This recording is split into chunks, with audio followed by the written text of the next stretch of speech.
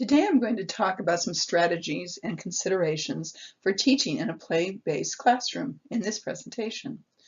I'll talk about balancing teacher-guided and child-guided learning, pointers for effectively planning learning experiences, suggestions for collecting and using assessment data.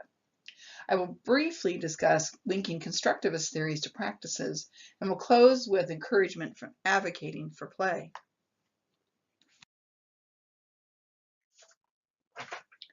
Well, we've been talking about play as the center of the curriculum in early childhood programs. It's important to discuss the necessary balance between teacher-guided and child-guided learning. There are many types of activities that go on throughout a day in a high-quality preschool classroom. You can see children engaged in using puzzles and manipulatives, reading books in the library corner, creating paintings and art, or using invented spelling in a writing center.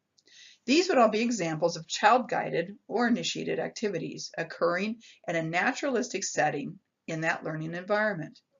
The effectiveness of children's learning in the naturalistic setting relies on the intentional and purposeful choices made by the teacher. Teachers should actively engage with children in the classroom and guide and facilitate their learning. Guided learning means that the teacher meets the child in the midst of the naturalistic setting.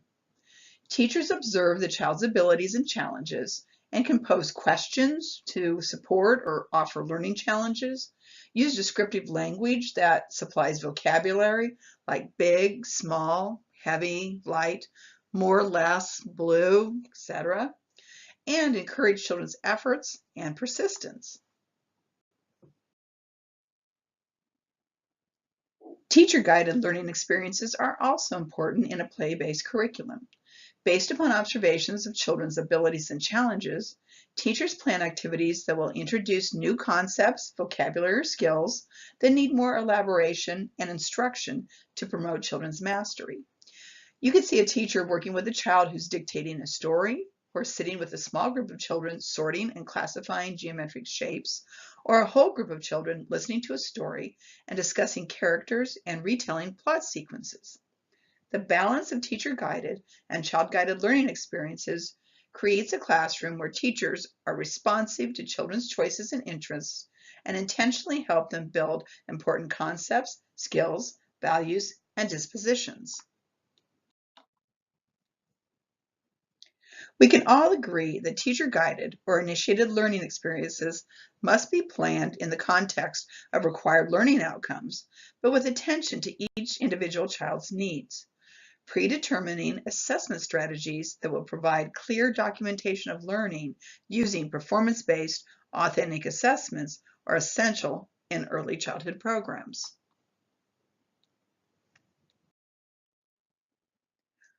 Another area of balance is to provide learning experiences in all types of settings. Large group lessons are effective for shared and common experiences, but are less effective when teaching new concepts or skills. The large group setting makes monitoring children's understanding challenging. If new material is taught in large groups, it should be paired with opportunities for guided practice in smaller groups to be most effective in checking for understanding and mastering. Small groups can be effective for teaching new concepts, vocabulary, and skills, where scaffolding children's learning can occur more readily, and assessing skills is easier to observe and document. Individual instruction can occur as the needs are determined when children are displaying their knowledge and skills in the authentic learning environment. Teachers can interact in guiding and offering information and support by stepping into the child's chosen activity, or teachers can plan specific, detailed lessons to support that individual child's learning. The center-based setting allows the full range of naturalistic child-guided experiences to go on, provides opportunities for teachers to step in and observe and encourage or scaffold in response to child-guided actions, and to carry out planned experiences for a child within the centers. This teaching learning process graphic is provided as a point of reference to close this section of the presentation. The teacher must go to his or her toolkit of instructional approaches with a focus on helping learners achieve mastery experiences. Keeping the learner at the center of the planning process is essential to designing effective lessons for all learners. Having assessment of children's abilities and challenges allows us to choose learning objectives that are realistic developmentally. That is, objectives that are both age appropriate and individually appropriate.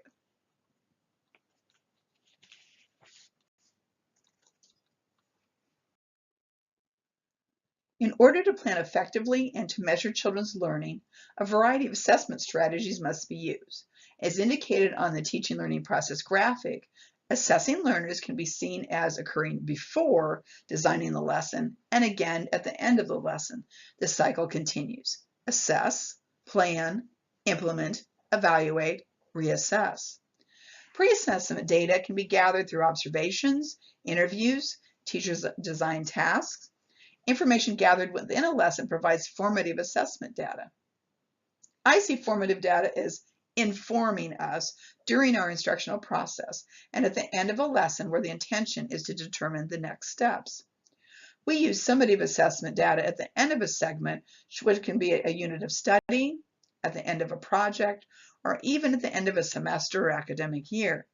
The summative piece captures the child's ability in a snapshot view.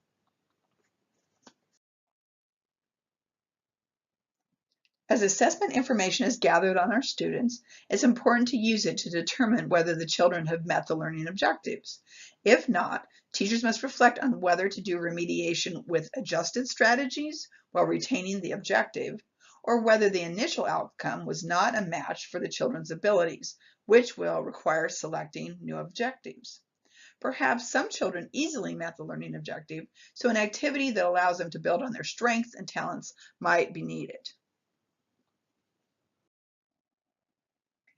In closing this discussion of assessment strategies, play at the center of the curriculum necessitates using performance assessments that occur within a center-based learning environment, or those teacher-created tasks that are intentionally used to assess learning.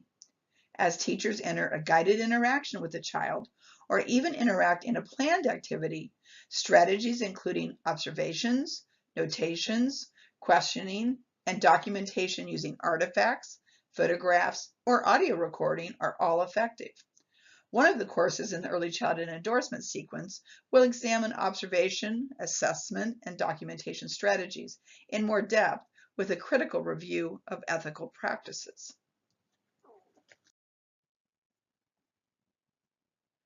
After completing the planning, implementing, evaluation, assessment process, sharing the information with families is an important means of keeping them informed about their child's progress.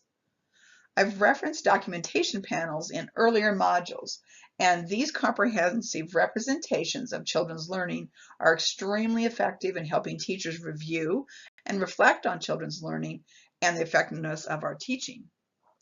When communicating with families, we often use child portfolios or folders of work samples in that conferencing process. Chapter 14 in our text includes a thoughtful reflection connecting the notion of play at the center of the curriculum as linked to Piaget's and Vygotsky's theories. The key connection is the view of children's active engagement as a central means of learning in a play-based program.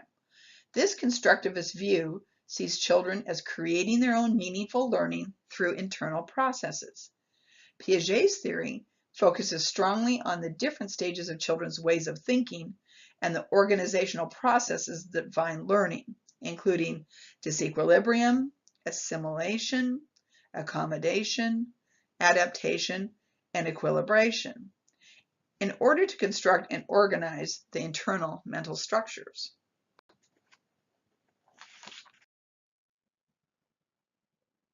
Vygotsky's work focuses on the learning process as well. This theory sees social connections and communication as essential to learning. The role of the expert in communicating information to the novice learner often involves the scaffolding process. This can be seen as coaching or mentoring. The learner is able to understand at some level, but is unable to move beyond without social support and explanations that occur within the zone of proximal development. Additionally, Vygotsky viewed the cultural context as relevant to what and how learners understand and how teachers support learning. While these theories are often seen as disparate, they truly do share some commonalities, including the child as an active learner who constructs knowledge and the importance of having a stimulating environment. While Vygotsky's theory does emphasize the role of social interaction, Piaget's theory did reference social knowledge. It was seen as a means of getting information about social expectations from others. These theories are interactionist in nature, seeing the role of the learner in the context of a learning environment where they also interact with others.